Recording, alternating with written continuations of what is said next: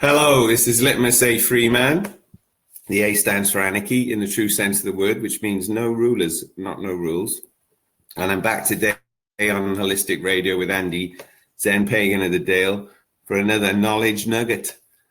And today I'm very pleased to say it's an extra special nugget because we've got Jen Luscombe back with us to talk about the gene keys, which I'm now today calling the Gen keys, because Jen's going to do it for us. We're going to look at, we previously did like part 1 and part 2 when Jen was here visiting. She's now sadly back in Liverpool and I'm all on my own. But you're coming back to see me, right, Jen? Yes. We don't know when, but it's going to happen. Yeah, so yeah, we're going to look at the Venus sequence in part 3, and then we're going to, depending on how the time goes, we're going to do a part 4, which will be on the Pearl sequence. So, Jen, you're going to use my chart again as an example, right? Yeah. Well, we started to go. Well, we jumped straight to the end. I don't know if you remember that, but at the end of the last one, we sort of went straight to your pearl, which is the harvest, and we looked at the gene key of your pearl, and wasn't it awakening or something like that? And we got really carried away. But what I didn't say was that the activation sequence goes first, then the Venus sequence, and then the pearl sequence. In that order is recommended, but you don't have to stick to the order because obviously life doesn't go in straight lines. But yeah, so I thought we'd do the Venus sequence first, if you see what I mean, because that follows on from the activation sequence. Yeah, that's great for me. My slightly autistic side and my OCD-ness will love the fact that we're going to do it in order. Now I'll be much less stressed about everything if we do that. Yeah. So the activation sequence was 4 of the gene keys spheres. So that's the recommended starting point if anybody needed a starting point. So in the channel, I've shared the free profile link if you want to have a look at yours, and you don't have to use your real name or anything like that, but you do have to put in your accurate birth time, date and place, and then that gives you your kind of like your birth chart, but your gene keys hologenetic profile is a different way of looking at it. So we finished the activation sequence, which was jumping from, as you look at the hologenetic profile, where 12 o'clock would be, that's where we started. So that was right at the top. That was gene key 15 for Litmus, and then we jumped to the 3 o'clock position for the evolution, and then we went directly across to the radiance at 9 o'clock, and then we finished off at the purpose at the bottom at 6 o'clock. So that's where the Venus sequence begins, where we finished, and that's why half of it is green and half of it is red. So green for the activation sequence and red for the Venus sequence. So the whole path itself is called the golden path. So there are 3 sequences within the golden path. So we've looked at the activation sequence, which was comprised of the life's work, the evolution, the radiance, and the purpose. So we looked at that for Litmus. So that's basically what he's here to do, what he's here to learn, what keeps him healthy, and what deeply fulfills him. I don't think we looked at that one actually, but that is actually our starting point. So that's gene key 46, what deeply fulfills you. So this is the beginning of the Venus sequence. So the Venus sequence is basically the way to travel around the hologenetic profile if you're looking for love. So if you're trying to work on relationship generally, and mainly including your relationship to yourself, and obviously using your relationships as reflections. So the way to do that is to start off right at the bottom of your hologenetic profile, at the 6 o'clock position. So that's your purpose. So what I've done is I've shared in the channel. It was a screenshot, and you have to zoom in with your fingers. But basically, there are paragraphs there to explain to you what each of these spheres are all about, really. So in the second column there at the top, you've got your purpose. So this is about a gift, a hidden gift. So the gift of your purpose, which is hidden deep within your DNA. So when you trust in your highest dreams and have the courage to manifest them through your life's work, then your purpose begins to nourish you from deep within your being. When you ignite the gift of this gene key, then you activate the forces of synchronicity and grace in your outer life. Your purpose is all laid out for you already, and all you have to do is unlock it. This can only occur as you embrace your own inner nobility and express it through selfless service and unconditional love. So, yeah, everyone's got different gene keys in their purpose. So let's have a look at what unlocks Litmus's synchronicity. So have you got your chart there, Litmus? Yeah, and I think you shared it again just now before the show in the channel, right? Yeah, I did. Yeah. Yeah, so we've got it here just above the Knowledge Nugget flyer for today. We've got LAF full profile. So I'm just going to look at that, yeah? Yeah, have a look at that. I'm just trying to find it myself now on my phone. Because it's got the numbers that we talked about, like 15 and 0.2, and 2 being the line, and the 6 lines that we talked about. Yeah, what's, just remind me, because I'm just trying to find your thing. What's the purpose at the bottom, yours? 46.4. Oh, it's 46. Yeah, yeah. So that's the pathway for that is delight. So that kind of almost makes me laugh in a way, because that description of this sphere of your purpose basically says that this is the gift that unlocks your synchronicity. So you're spending your life doing things that delight you, being in the matrix and having jamming sessions and creating and living your life the way that you've chosen, and you are in delight because you've created a life that you delight in. So that specifically is the gift out of all of the gifts of the gene keys that unlocks your synchronicity. Does it feel true? Oh yeah, I was nodding away as you were saying, listing off those things that you've shared with me while you were here. Yeah. So from that position, we're going to move to the attraction. So if you're looking at your hologenetic profile, if you just go directly up from your purpose at the bottom, and then you're in the attraction sphere. Yeah. So if you look in more detail at your attraction, so this is basically your pathway for finding love.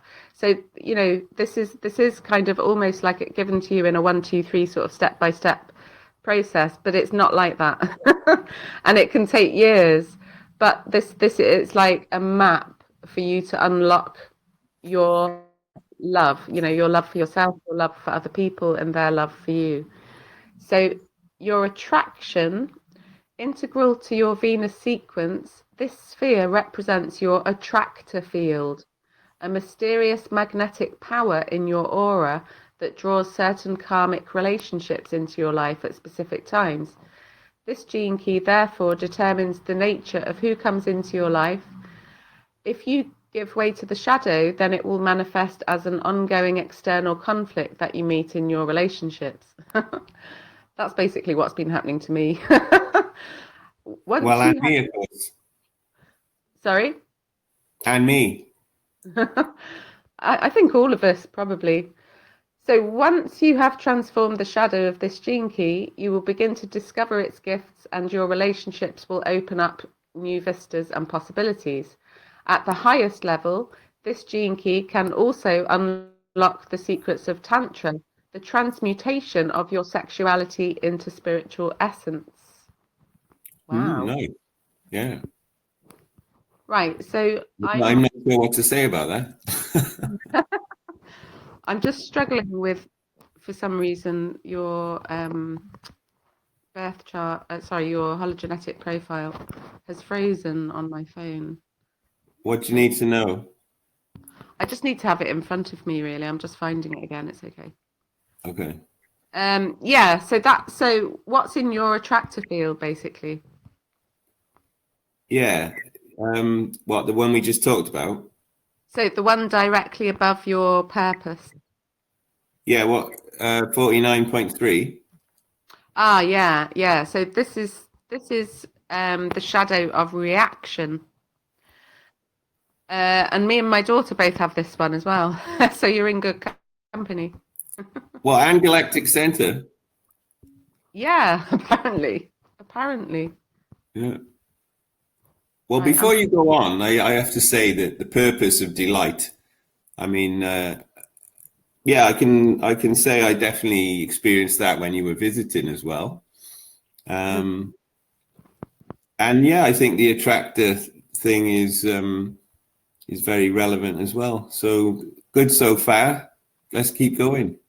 Yeah, so if I tap on your attraction sphere, then and that's the same for anybody who is looking at their free profile. It's interactive, so you can touch each sphere and then you can get more information. So yeah, this is the shadow of reaction. But the beautiful thing about this journey is that it's the pathway of revolution, and that leads to the city of rebirth.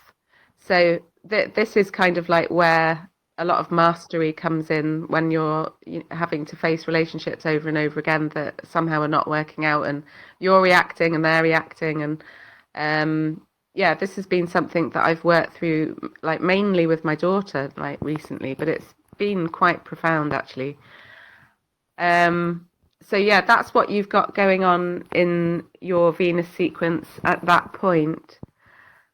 Cool. So sorry. No, it's cool what you're saying there about revolution and mastery and all of that. Yeah, identify with that. Okay. So I've lost it again. Yeah, I what don't you know. want to know? I don't know. Like I'm noticing something about the when you use it in an interactive way. For some reason, I can't like if I click on something, I can't go back again. I don't know whether I'm doing it wrong. Oh, But okay. I just like I'm having to put the thing in again. I'll put the details in again. Yeah, which is a bit That's a of a bit annoying. Yeah. it is. It's probably me. So anyway, so the Venus sequence so far, so this pathway of figuring out love, we've started at the bottom with the purpose, and then directly above that with the attraction, and then the next step is your IQ. Mm-hmm. So if you go to the descriptions, your IQ, this is the sphere that relates to your third 7-year cycle from the age of 14 to 21. So Mm-hmm. this links up to your sevens that you've been doing. So yeah, Yeah. this is basically your teenager up to young adulthood. Yeah. As this is our mental developmental cycle, this shadow of this gene key governs the way in which you learn to use your mind to try and control your emotions and override your intuition. As you become aware of the pattern of this gene key and its controlling and stifling influence on your emotional life, so you can unlock its gift, this will disable your primary emotional trigger, making you both less reactive and less provocative in all your relationships. A byproduct of this is that your mind will expand, Your IQ soars to encompass all possibilities in life when released from unconscious, narrow-minded or opinionated thinking. The gift and siddhi of this gene key point to the area where your mind can have the greatest influence in inspiring and elevating the minds of others. Okay, Yeah. so is that particular to my number 16, or is that the general thing for everyone? Yeah, that's a general picture of what that sphere represents. Okay, So got you. for you specifically, you've got gene key 16 in there. So if you look at gene key 16, oh, that's interesting. Yeah, so the shadow of indifference, because I was talking to you about that the other day. Mm-hmm. The shadow of indifference moves along the path of versatility. So the middle way, the gift is versatility, and the siddhi is mastery. Mm-hmm. So yeah, it's a really, really interesting one. I've been kind of looking at this one myself, and it's almost like I think it's one of those gene keys that they talk about. There's a quantum leap in there because it's either on or it's off. Do you know what I mean? It's one of those where as soon as you get it, or as soon as you get to a certain point, there's a rush. There's like a rush of energy. So does that make sense to you in terms of what we were talking about there? Your teenager, basically age 14 to 21, working through a sense of indifference. Yeah, totally, and the sudden rush thing as well. Yeah, and interesting that so indifference ending up with mastery. And what was the point in the middle again? Versatility. Yeah. Yeah, I'm just finding it in the book for you. This is basically part of the ring of prosperity as well.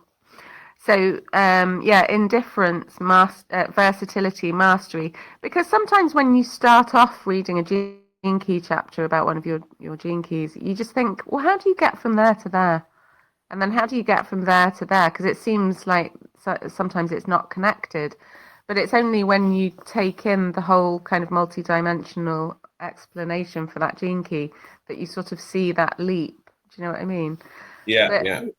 this is connected to gene key 9 as well, the shadow of inertia, which leads you basically to the gift of determination and the siddhi of invincibility. So I've actually got that one, and I've got the indifference one as well. So yeah, you and me, we're both invincible, basically, our true nature. So I quite like that. That's I'll take great. that. I'll take that. We're even double invincible when we're together, right?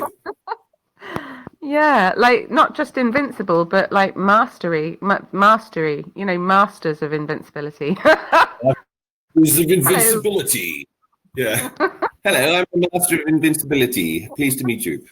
So that's really interesting. Let's get the visual of And that's that. another thing we got in common then. Yes, it's ridiculous. Yeah. So Yeah. going from, sorry.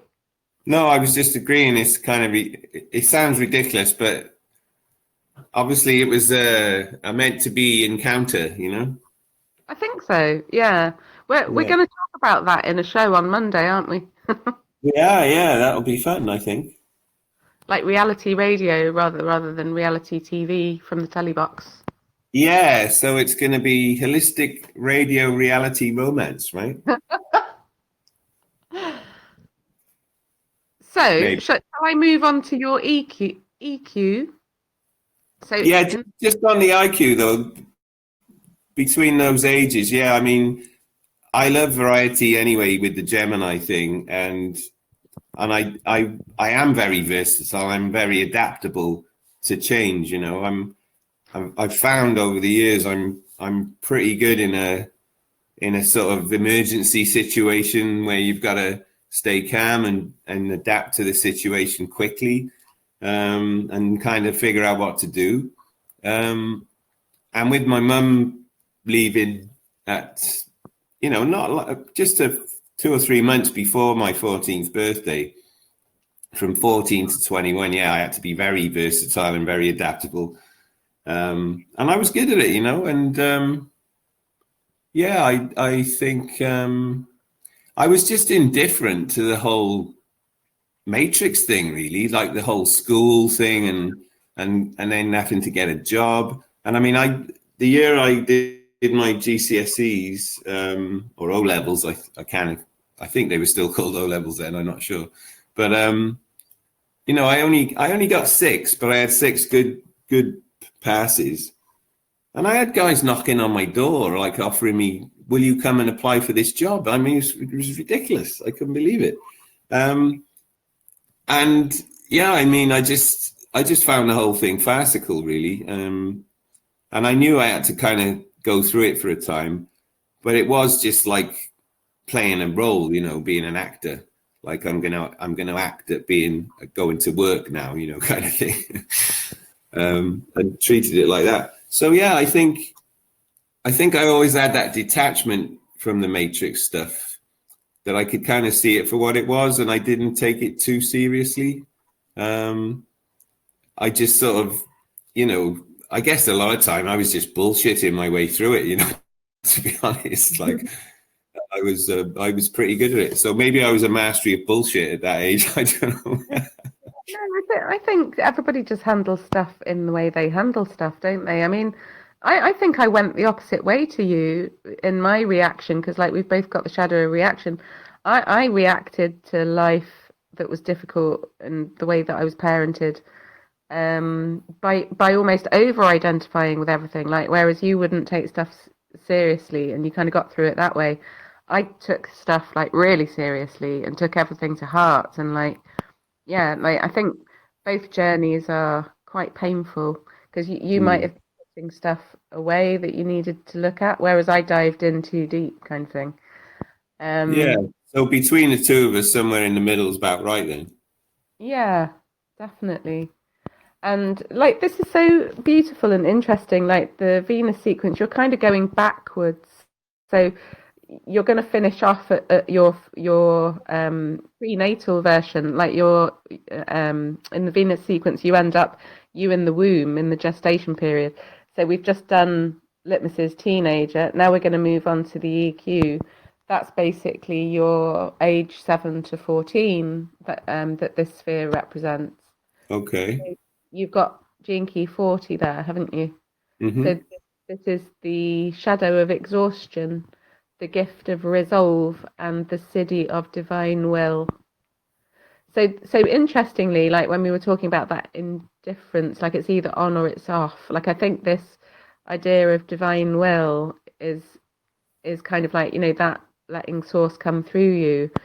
Once you've finally surrendered, it's kind of like a tsunami of energy. You can get the trickle and the signs and stuff for years and years, but you haven't jumped. Do you know what I mean? Like, so I think that's similar to what this is about, because the title of Gene Key 40 is the will to surrender. So the sphere itself that this Gene Key 40 is in, so this relates to your second 7-year cycle from 7 to 14. So this is the emotional development cycle. So the shadow of this gene key for you, which is exhaustion, governs your primary emotional defense mechanism, which is the set pattern you adopted as a child whenever you felt unsafe. So once you have identified and released this pattern, you will become far more comfortable with your emotions, allowing them to flow naturally through you without being overwhelmed by them. The gene key relating to this point is also connected with the release of your own inner child. Thus, when the gift of this gene key opens, you will experience a great surge of playfulness and freedom in your life. So maybe this is what your butterfly was working on for you. Yeah, I was just thinking exactly that, Jen. The story. So yeah, absolutely. I mean, this 7-year period was when as I found out just a couple of years ago, was when I locked my inner child away in this little cave thing with the wooden slats on it, down in this underground sort of place. Yeah.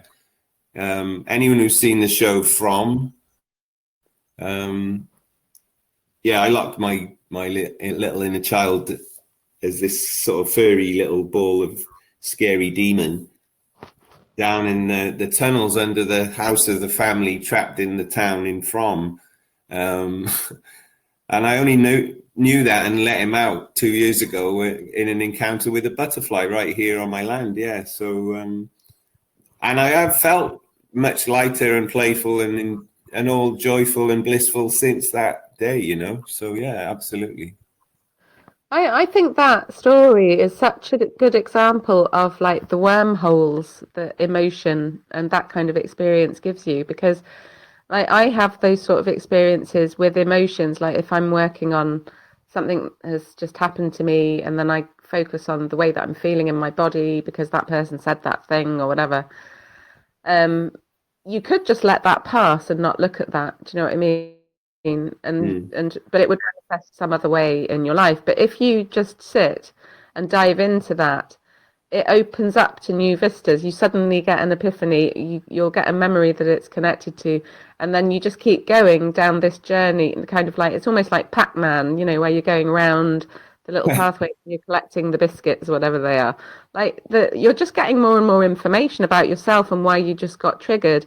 And then the more information you collect, and like the more emotion you process, the closer and closer to the true version of yourself you get. Like, you know, that's kind of that's almost what your butterfly was, because I think all the signs and symbols in the world are taking us in the same direction that the emotions are. I think it's all our guidance system, really.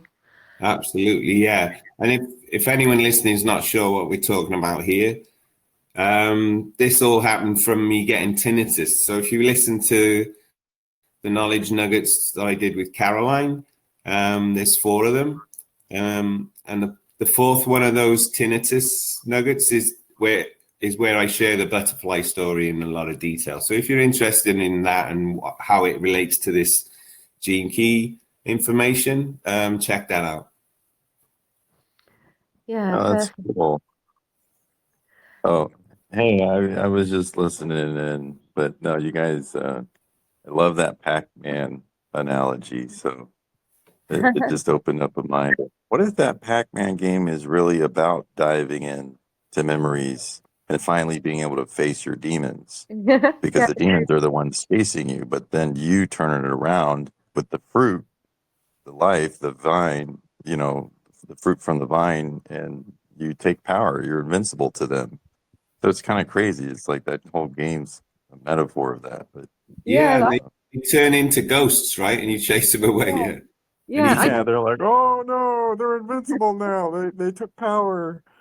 They took their I am or whatever that they have inside them and realized that they could stand on their 2 feet. We don't have any power anymore. But that invincibility thing you guys were talking about earlier, there's something there too with certain people taking and realizing that, and then others, you know, being victims all their life and not really realizing you're an eternal being in a a meat suit body. There's no reason to be afraid of anything in this yeah, man, realm that we're in. absolutely. Yeah. So that was 777 chipping in. So 0 to 7, 7 to 14, 14 to 21 with us live. Thanks, 7. Yeah, go on then, Jen. So we're on the next part of your Venus sequence, Mm-hmm. helping you unwind any issues to do with love. So from the SQ, which is gene key 40, line 4 there, we go right to the center of the whole hologenetic profile. So that's the SQ. So you've got gene key 49 again. So sometimes people do have something twice. And it's interesting for you to have something twice. Lots of people do, but you've got that shadow and that gift and that city in a different place. So there's a different spin on that for you. So this is the shadow of reaction, the pathway of revolution, and the city of rebirth. Um, Okay. so the SQ. This is basically the love point. So the SQ, which is also known as the love point, this sphere relates to your first 7-year cycle, and that's your physical development. So this gene key governs the primary physiological rhythms and structural patterns that are the basis of your identity. So when your awareness reaches deep down into your love point, you are on the cusp of the greatest healing that there is. So the possibility of permanently reopening your heart for the first time since early childhood. So this is kind of the clincher, I think, the SQ for anything love related and emotional related. And obviously that's your connection to yourself, so it's huge. So the shadow of this gene key is an unconscious pattern that undermines your self-esteem at a fundamental level. So working through the shadow and opening up the gift and siddhi of this gene key in your life ensures that all your relationships can finally become deeply fulfilling and transparent. So that's basically sitting with any reaction, any kind of reaction that is uncomfortable or that doesn't work out. You know, it leads to something that doesn't work out, or yeah, it's quite a profound one. Yeah, it's deep, right? Yeah. It is quite deep. So yeah, as we're sort of traveling backwards in time, from kind of like the present moment where you're kind of talking about your purpose, all the way back, and now we're at the core. So sometimes the core, people refer that to, I think sometimes people call it the vocation. Let me just find that.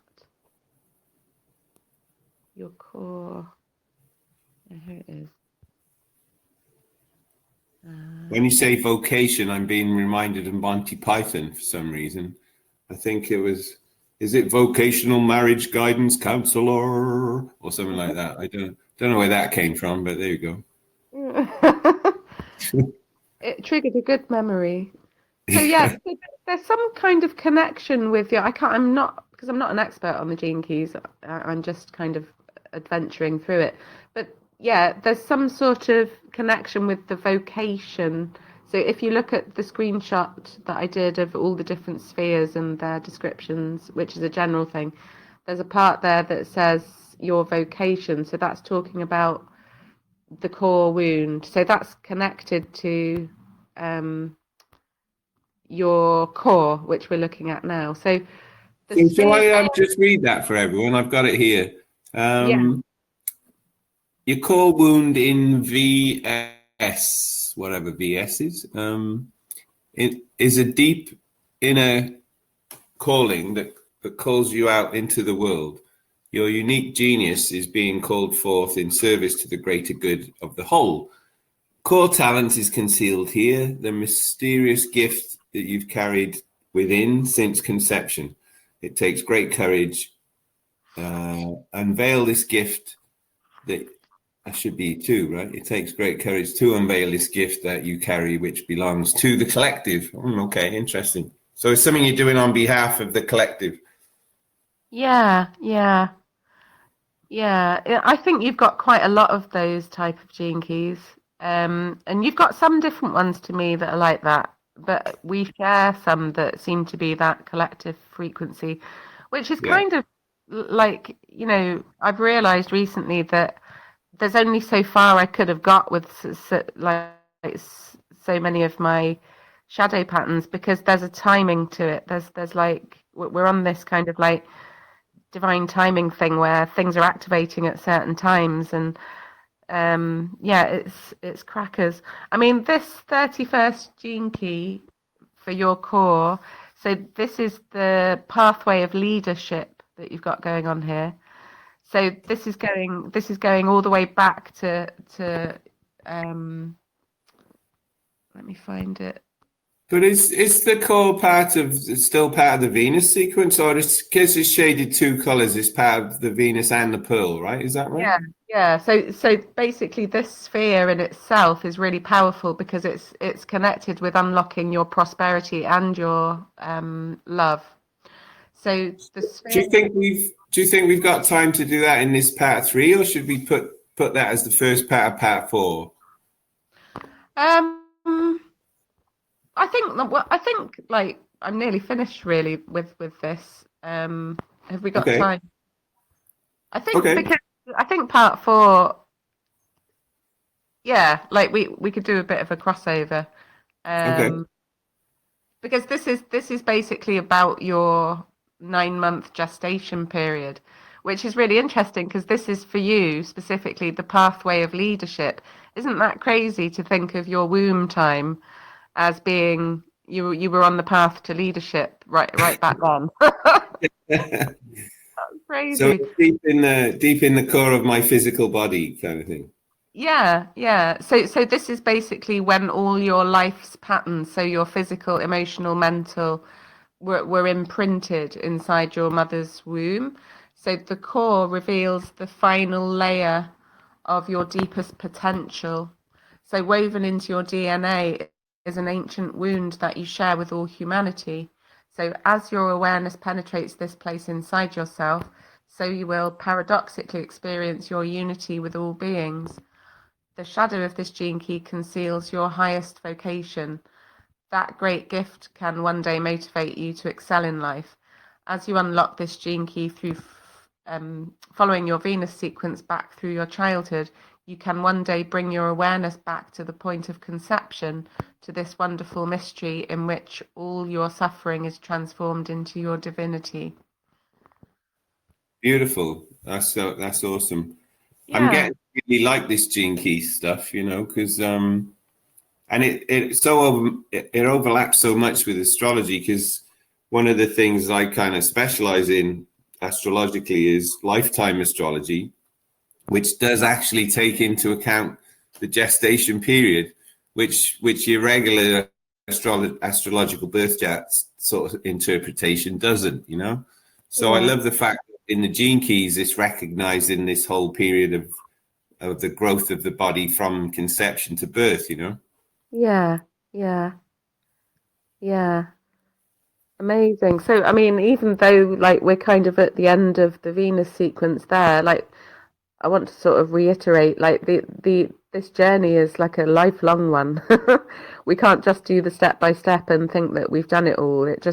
Life just keeps throwing it all at you all at the same time, and this is just a way of navigating what you're in, really. But yeah, this is the kicking off point for the Pearl sequence. So the Pearl sequence, which is basically rewiring your prosperity and kind of attuning you with your harvest. So what your life is, how your life is turning out, and how you're getting paid for being you, kind of thing.